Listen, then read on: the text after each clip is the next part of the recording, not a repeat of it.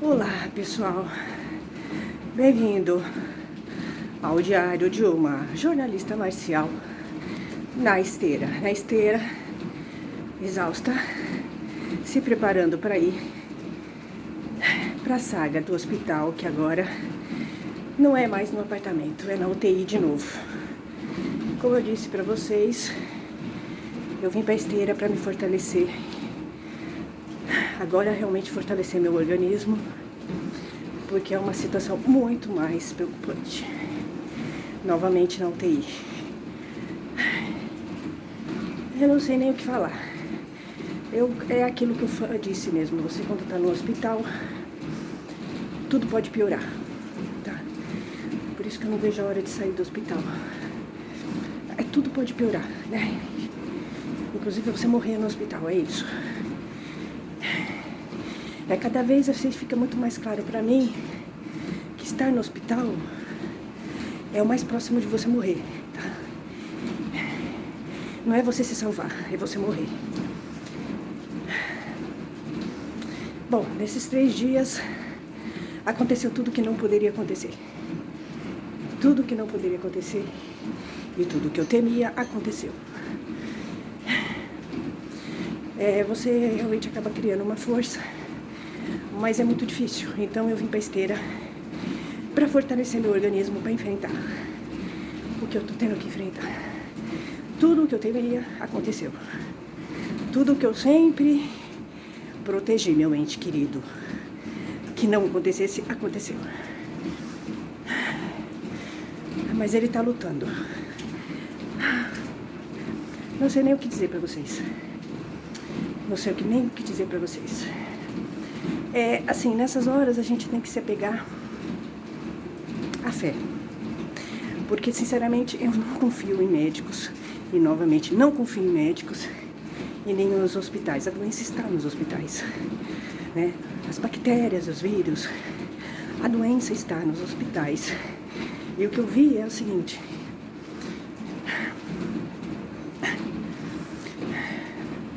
falta critérios lá, sabe? Eu acho que tem muita gente que morre nos hospitais por erro médico. E erro mesmo deles, tá? É isso. Então, o que aconteceu foi o seguinte: o meu ente querido ia muito bem, ótimo, fazendo os exercícios comigo, então foi o melhor dia dele, quando de repente, à noite, veio o técnico de enfermagem e fez uma aspiração nele. E eu falei para ele não fazer, não faça, que ele tá bem, tá com tosse, mas ele está bem, ele não precisa fazer aspiração, já foi feito. A fisioterapeuta já fez a aspiração nele. Mas esse técnico de enfermagem foi e fez, mesmo dizendo para ele não fazer. Aí, assim que ele fez a aspiração, e de um jeito estranho, eu achei estranho o jeito que ele fez, não deu tempo de eu correr e dar um chute nele, e dar um chega pra lá nele, porque eu podia ter usado arte até marcial contra ele. Não deu tempo, tá? Quando eu vi, ele já estava fazendo a aspiração, né? O sujeito gordo, gordinho, barbudo, eu vi que não ia dar certo, tá? Existe uma coisa chamada intuição. Quando esse cara entrou lá, esse técnico de enfermagem, a minha intuição disse: não vai dar certo. Esse cara não bate bem dos pinos, tá? Porque eu vou te falar uma coisa assim: o que eu notei nos técnicos de enfermagem, na maioria, é que eles tratam o paciente como se fosse um pacote. Eles não têm cuidado, né? É raro você ver um técnico de enfermagem tendo cuidado com o paciente. Ele trata o paciente como um pacote. Ele tem que fazer a função dele e pronto. Ele não está preocupado com o ritmo do paciente, tá? E eu vi que o meu parente ficou muito cansado, tá? Então eu falei, não vai dar certo, tá? E eu vi que meu parente, depois que ele fez a aspiração, meu parente ficou desmaiado. Só que eu achei que ele estava dormindo. Ali já aconteceu uma coisa estranha. Ele não acordava, só isso, né? Aí, eu chamei, ele não acordava. E ele sempre acordou rápido. Aí eu chamei os médicos, tá? 1h da manhã eu chamei os médicos.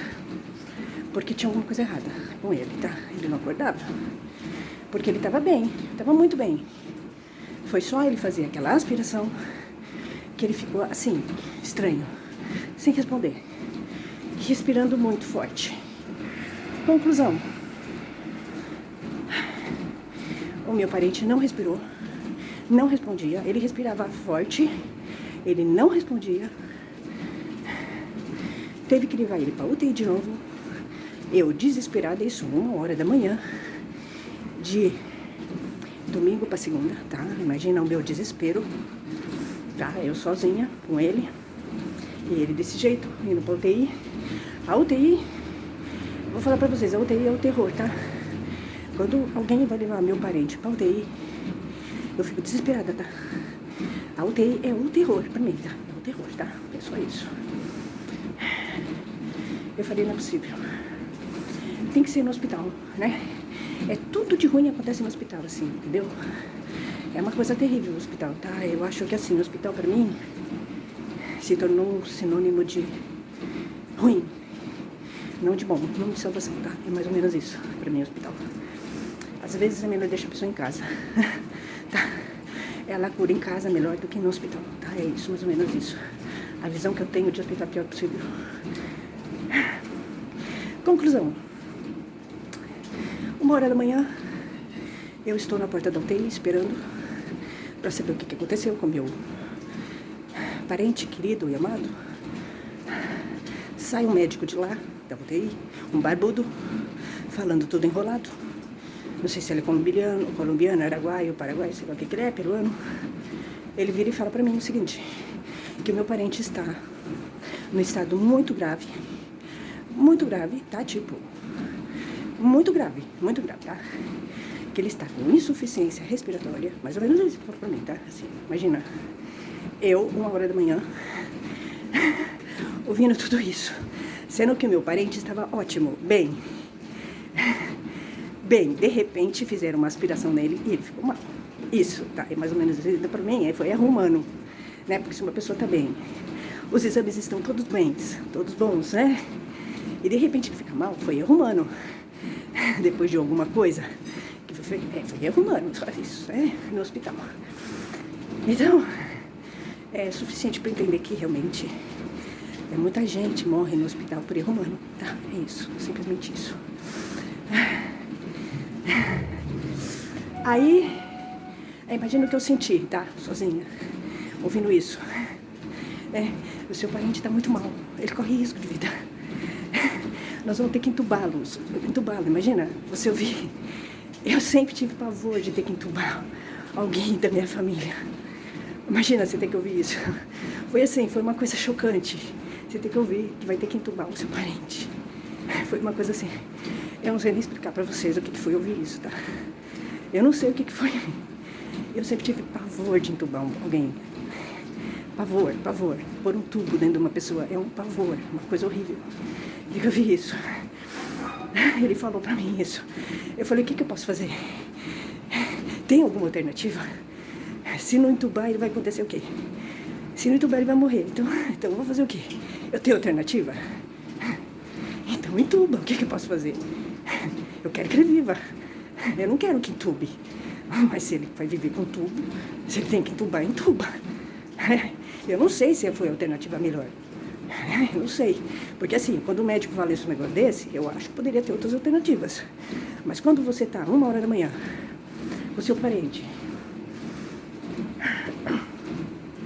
sem responder, e o médico chega e fala um troço desse pra você, eu acho que poderia ter outras alternativas, mas você não é médica. O cara fala um negócio desse, entubar. Você não sabe. Mas eu acho que poderiam. Eu falei, tem outras alternativas? Não tem? Não tem outras alternativas além disso? Não tem. Ele tá com insuficiência respiratória, não consegue respirar. Então eu falei, faz o que ele precisa pra ele viver. Eu quero que ele viva. Ai, meu Deus, não é fácil. Não é fácil, vocês não imaginam o que eu vi isso, tá? É assim, nessa hora você tá anestesiada. Porque você tem que se anestesiar. Você tem que ser fria, né? Você tem que ser fria, você tem que se anestesiar. Ah, nem sei o que eu pensei. Sinceramente, eu não acho que eu não pensei nada. Você tem que ser fria e anestesiada, né? Você tá sozinha ali, 1h da manhã, seu parente passando mal. Aí eu fiquei, da 1 às 6 da manhã. Da 1 às 6 da manhã, eles fazendo o procedimento, que deve ter sido extremamente doloroso para ele. Eu não consigo imaginar o que passou. Eu nem quero pensar, né? Nem quero pensar. Aí eu fiquei lá, da 1 às 6, acordada, na sala de espera, tá? Eles não me deixaram ele entrar para vê-lo. Eu tentei entrar, tá, gente? Eu tentei entrar, tentei burlar as regras, tá? Porque tem regras que você tem que burlar, tá? É isso. Tentei burlar, mas não consegui entrar lá. Fiz técnicas de Aikido pra me acalmar, um monte de coisa pra me acalmar. Aí, finalmente, depois de encher o saco bastante deles, o médico veio falar comigo. O médico, o barbudo. Só coisa negativa, né? Porque o médico da UTI é extremamente negativo, tá? Ele não consegue falar. Percebi isso. Quando o médico ele não tem o que falar, ele não tem fundamentos, ele não se baseia em exames. Ele só fica falando coisa negativa pra você. Coisas subjetivas, do tipo, seu parente tem idade, seu parente tem comorbidades, coisa que você já sabe. É desnecessário ele falar isso, tá? Você não é tão idiota assim, tão boçal, né? Você sabe que seu parente tem idade, tem comorbidades. Isso é desnecessário ele dizer. Você não é tão... Ele não precisa subestimar sua inteligência tanto assim. Você não é médica, mas você não é tão burro. E aí você começa a perguntar de exames, ele não consegue falar. Aí você pergunta assim, mas qual é o estado clínico dele? Aí ele fala, não, ele tá estável. Então, ele tá bem. Se ele tá estável, ele tá bem. Aí não tá tão mal assim, do jeito que ele tá falando. Então, assim... Existe uma jogada no hospital para segurar o paciente na UTI, porque eles ganham muito, né? O paciente na UTI, tá? Eles ganham muito com o paciente na UTI. Então, a gente tem que pensar que existe uma jogada do hospital para segurar o paciente na UTI. Então, assim, eu percebo quando alguém está na UTI que eles gostam de segurar na UTI, mas isso muitas vezes é uma jogada comercial, tá? E que os médicos estão juntos. Desculpa, mas é verdade. Porque sempre o médico da UTI, ele tem uma verbalização negativa. E ele não tem uma visão do todo do paciente, né? De todo o histórico do paciente. Então, você não pode se basear no que o médico da UTI fala. Você tem que se basear no que o médico clínico do seu parente fala. Então, eu fui procurar um médico que é o responsável pelo meu parente, que é o que está acompanhando o meu parente no todo, né? Durante toda a estadia dele no hospital. E o médico dele falou, não, seu pai tá bem, ele tá bem clinicamente, né? As infecções estão bem, tá? Ele tava vindo bem, ele tava muito bem, só que ele teve uma situação localizada, tá? Foi uma queda. Tava bem, foi uma queda, aconteceu. Foi uma intercorrência, tá? Mais ou menos é isso que eles falam. Na verdade, foi, pra mim, a minha opinião, foi um erro daquele técnico, né? Porque eu tava com ele, eu vi o que aconteceu. A não ser que tenha sido uma coincidência muito grande. Mas foi depois daquela coisa que ele fez da aspiração que aconteceu isso, tá? Então, na minha opinião, foi erro humano, tá? É isso, ele deve ter se cansado muito. Ele deve ter se cansado muito com a aspiração. E ele teve uma queda como ele tá muito fraco, ele ficou com uma insuficiência respiratória. Foi isso. O que aconteceu? Ele se cansou muito com aquela aspiração. É isso. Só foi isso? Na minha opinião, foi isso. O cara fez uma aspiração errada.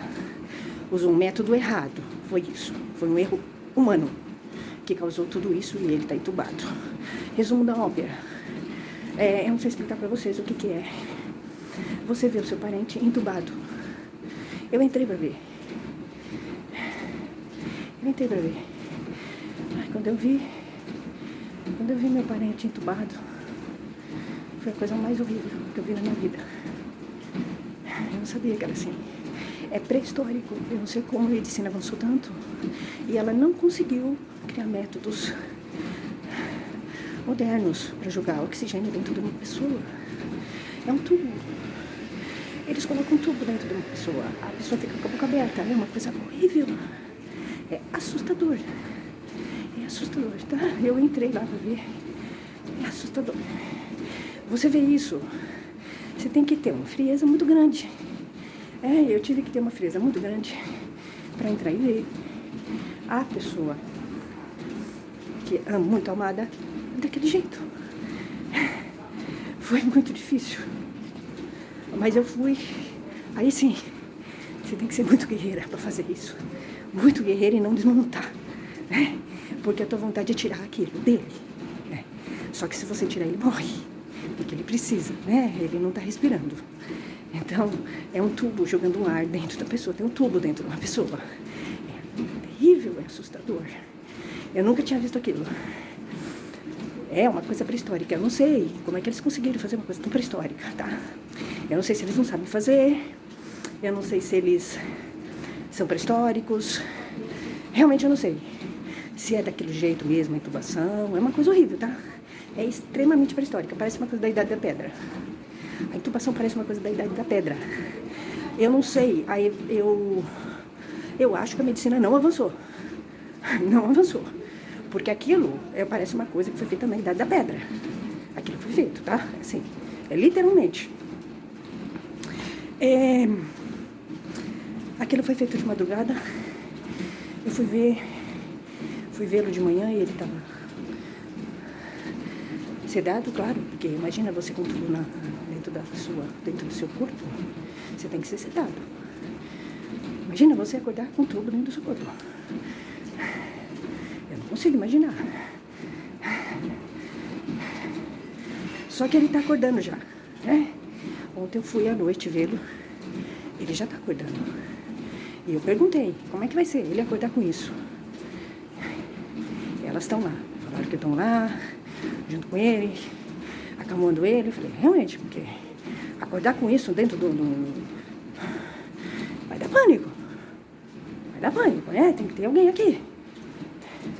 Terrível, terrível, terrível, terrível. Eu não sei explicar o que é. Ele pegou várias bactérias no hospital. O hospital é um ambiente sujo, que deveria ser limpo.